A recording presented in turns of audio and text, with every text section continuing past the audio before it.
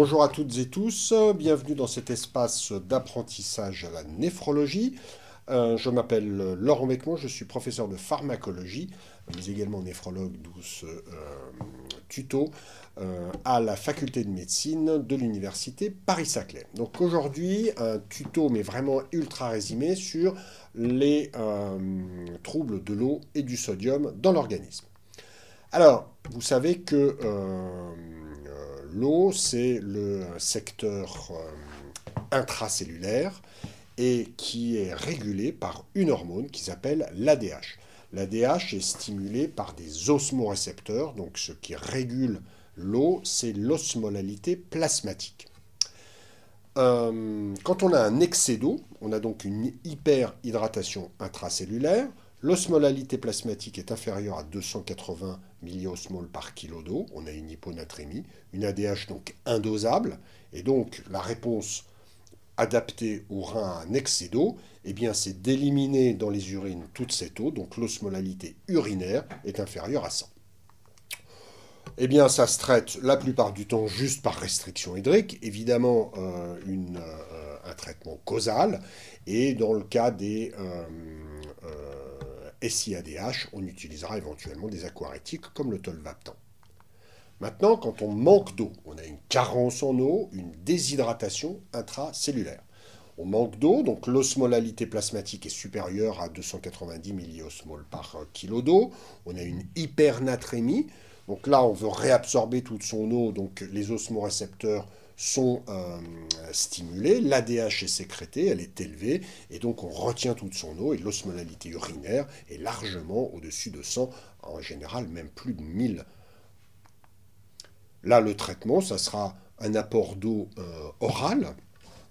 Si vous êtes dans une situation où l'accès oral n'est plus disponible, à ce moment-là, on utilisera de l'eau, alors c'est du glucosé à 5%, en intraveineux. Attention, la correction des troubles intracellulaires, que ce soit l'hyperhydratation comme la déshydratation intracellulaire, doit être douce. Ne montez pas plus de 10 milliosmoles par kilo d'eau en 24 heures. Sans ça, vous allez avoir des dégâts cérébraux. Le sodium. Donc le sodium, c'est le secteur extracellulaire. Lui, il est régulé essentiellement par le système rénine-angiotensin-aldostérone, par la perfusion rénale. Si la perfusion rénale est insuffisante, on a plein de rénine, plein d'angiotensine, plein d'aldostérone, et on réabsorbe son sel et on vasoconstricte. Si la pression artérielle tend à baisser, à ce moment-là, les barorécepteurs et l'ADH sera également sécrété. Alors, quand on a trop de sel, c'est une hyperhydratation extracellulaire. Trop de sel, une bonne perfusion rénale, normalement, rénine basse, aldostéronémie basse, et donc plein de sel dans les urines. Dans ces cas-là, c'est un régime sans sel et des natriurétiques. Sachez quand même que l'hyperhydratation extracellulaire, c'est les œdèmes et les épanchements pleuraux, les épanchements un peu partout. C'est donc clinique le diagnostic. Et 3 maladies en sont responsables. Évidemment, les maladies rénales et le syndrome néphrotique, l'insuffisance cardiaque, bien évidemment, et la décompensation œdémato-ascitique de la cirrhose. Vous verrez dans ces cas-là que la réponse rénale n'est pas adaptée dans ces 3 maladies, et donc la natriurèse est faible, ce qui fait qu'on réabsorbe tout son sel et on a des œdèmes. C'est dû à une hypoperfusion rénale. Le rein réagit dans ces 3 maladies comme s'il n'était pas assez perfusé, et donc il réabsorbe tout son sel alors qu'on en a déjà trop.